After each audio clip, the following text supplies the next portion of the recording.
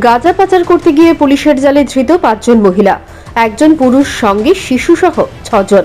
স্থানীয় মানুষের সহযোগিতায় ধর্মনগর থানার পুলিশ তাদেরকে আটক করে।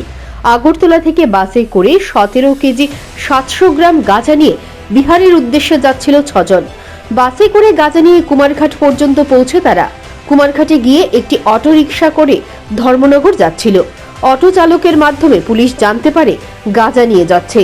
তারা ধর্মনগরে ট্রেন ধরে বিহার চলে যাবেন। গাঁজাগুলি মহিলাদের চাদরের নিচে লুকোনো ছিল। সেই খবরের ভিত্তিতে ধর্মনগর থানার পুলিশ তাদেরকে আটক করেছে। গাঁজা পাচারকারীদের পাকড়াও করার কাজে পুলিশের কোনো কৃতিত্ব নেই। এটা আমরা যে প্রতিদিন যে প্রয়াস করি তার একটা গুড রেজাল্ট। 11:20 স্থানীয় একজন অটো ড্রাইভার আমাদেরকে ইনফর্ম করে যে একটা অটো গাড়িতে প্রায় 6-7 জন বিহারি মহিলা সঙ্গে একজন পুরুষ এবং একজন সাকিং বেবি একটা আছে নিয়ে কিছু গাঁজা সন্দেহজনকভাবে কিছু গাঁজা নিয়ে তারা মুভমেন্ট করছে। তো সেই ভিত্তিতে ধর্মনগর থানার পুলিশ গিয়ে ওই মহিলাদেরকে ইন্টারসেপ্ট করে। তাদের মধ্যে দেখা গেছে যে 5 জন মহিলা, একজন পুরুষ, একজন ছোট 3 বছর একটা বাচ্চাও আছে। তারা সবাই বিহারের বাসিন্দা।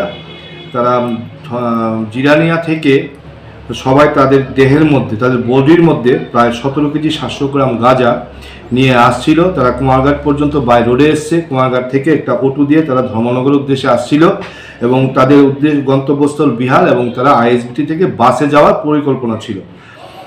তো সেই খবরের ভিত্তিতেই ধর্মনগর থানার পুলিশ সেই 5 জন মহিলাকে ডিটেইন করেছে, পুরুষ একজন সহ। তাদের কাছ থেকে 17 কেজি 700 গ্রাম গাঁজা উদ্ধার হয়েছে এবং আমরা আজকে এনডিপিএস এর একটা নির্দিষ্ট ধারায় মামলা নিচ্ছি এবং আজকেই তাদেরকে মাননীয় আদালতে প্রেরণ করব।